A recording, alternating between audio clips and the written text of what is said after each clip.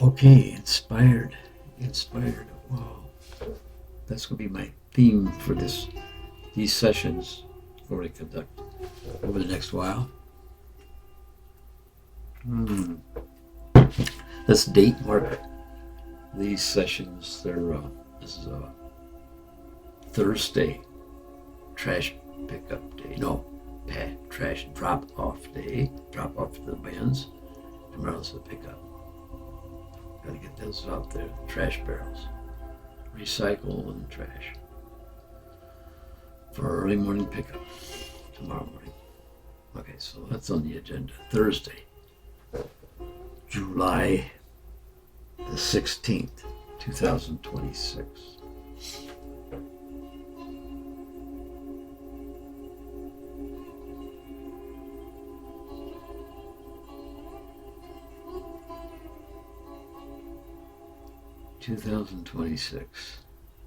Yeah, I don't know. Maybe you have to. I'm not sure how we'll do that. Oh, excuse me. I just going some mental calculations about how to deal with a potential collection of earned income.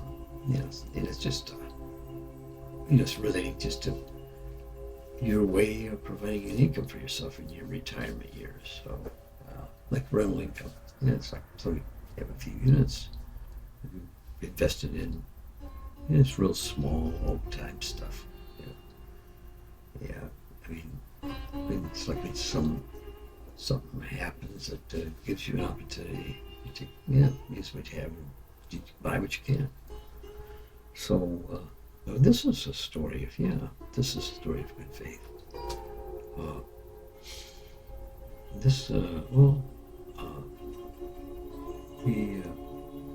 Let me just take you back to Hawaii.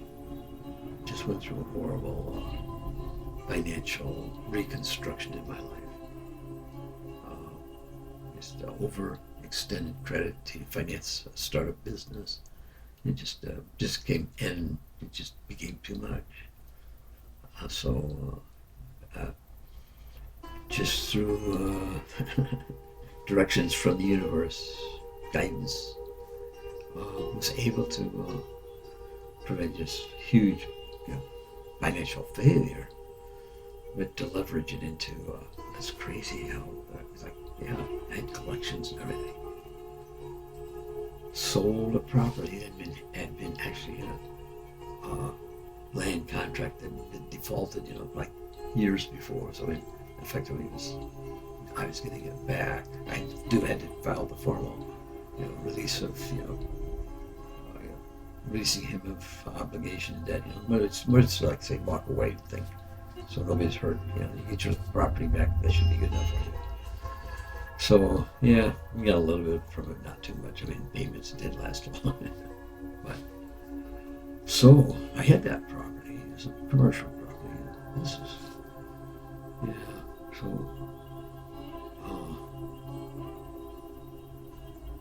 one of my clients, he was my angel, one of my angels.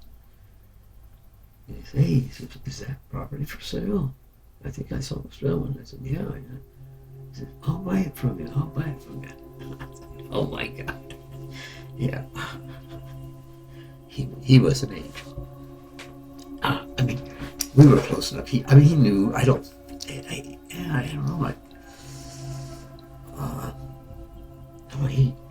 He was. And he knew where all the faults and everything were. There were his old property, so But so that allowed me to pay off all this heavy credit card debt, or that along with discounting the credit card companies saying, "Yeah, okay," they chopped off. Just it's an incentive to, if you pay us this much, we'll write you off. Not say anything bad about you. I mean, you still get reported as receiving, cancellation of debt, which is a taxable income item. So I did have to actually pay tax on the or on money I received from these. So yeah. Anyway, yeah. So you see, they helped me. It's like, yeah. It's like, oh yeah, I paid off a lot of. Paid off and settled with a lot of credit card companies, banks, stuff like that. So yeah, it worked out perfect, beautiful. Probably saved about a third of my actual debt. Well, it was probably, yeah, could have been $30,000 saved for the cancellation, stuff like that. It was like approaching about 89,000 or something like that. All cumulative debt, credit card and all that. It's like, and no, when we started the business, we started operating, but way pared down from what it got. It tried to protect itself as the staff and infrastructure was just massively huge for the magnitude for this little startling startup. A guy in a CPA and a guy sales background, building a client list. But yeah, got a little aggressive, wanted too much, and yeah, it all worked out though. I'm so grateful, for this partner I had too. He was, the business would have never been there if it hadn't been for him. He got all the clients. Yeah, he was a great guy. Yeah, Mike. Smart guy too. Yeah, we all kind of were thrown into survival mode, with this thing crashing down. There just wasn't more money to put in to support all this, paying the rent and everything, all this stuff going on, and all the employees are tapped into the business era. So right off, we just basically kind of separated, dissolved that existing partnership, and it was sold, whatever the structure was that was in the entity. I acquired by paying my share of the value of what it be. Can't remember. It wasn't real significant. We were like, a lot of this debt kind of like offset any potential value that would have been, attributed to him. So, but it was,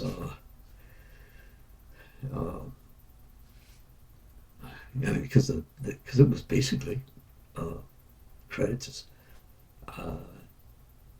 to support this business, salaries and all that stuff. It was the source of income flow. And we were, collecting accounts. It started, but it was nothing like. I wasn't going to handle that. We're going to struggle paying for this. This was fixed stuff, month by month, and it takes a while to get a business like this going. We didn't buy what might have been a smarter thing is to pursue the possibility of buying a small accounting firm or a bookkeeping firm, something like that. Have an established base, and then you just kind of go from there. I think trying to do it organized, but it worked out okay anyway. We had, Michael had actually, I absorbed the amount of credit I had available. They always had these promotions. It's like, I just rotated them. It's like, you have to get this, up to your credit limit for, I think, 90 days, 180 days, half a year even, before $1 of interest is computed. And, well, I shouldn't say it that way. Before you're accounted for, you have to account for the first dollar of interest. But for that period of time. So, and they're always doing these things, sort of balance transfers. So, so do this, and you put this in this, not have to pay off until 90 days, 100 days, whatever. And you just get interest-free money that way. And I rolled a lot of them. It's almost like a rotation thing. It just worked beautiful. It's like, what can you do? I would make a scheduled payment, absent any interest charge. But That's why it's basically just amortize it in a straight line from the beginning to the end. And you make that payment, and you keep it current. And it's like that. And then on the destination date, when it has to be paid off, or the interest backs up to the first day. So you write a check for where that balance is, or dude, you have to pick up a balance transfer agreement thing.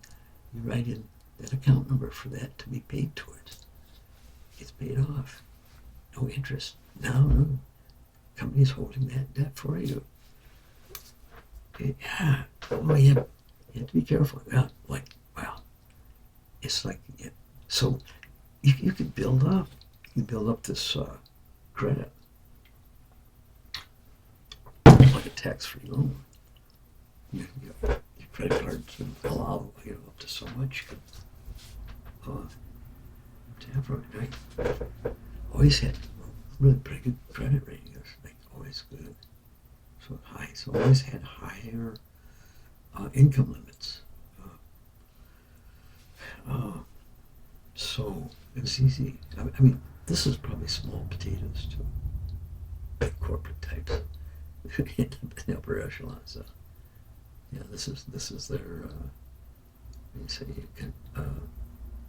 convenience operation change.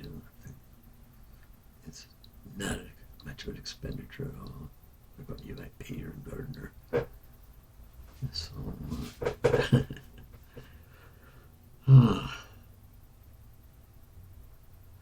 so the perspective and the value of things, yeah. So here I am, wrenching on my own car because I don't want to pay a mechanic guy. See, there's the disparity. See, that's where I'm at. So, yeah, I want to be there. Yeah, I don't have to do this stuff myself. But hey,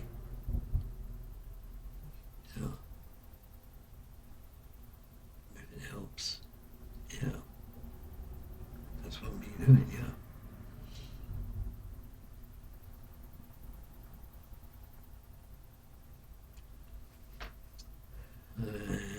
Kinda. It's kind of really based upon the nature of the issue that you're dealing with when you're working on your car. I replaced a battery, and that was one heck of a job. But there were some other things I took my car to the dealership for because I could have done it. And now I'm going to miss stuff like that. No, that's how it's the way it should be. It's a safer way too. You don't get screwed up with getting in way over your head on a project that more directly should be handled by a licensed mechanic of the brand vehicle that you're driving. That's my advice to you, young man.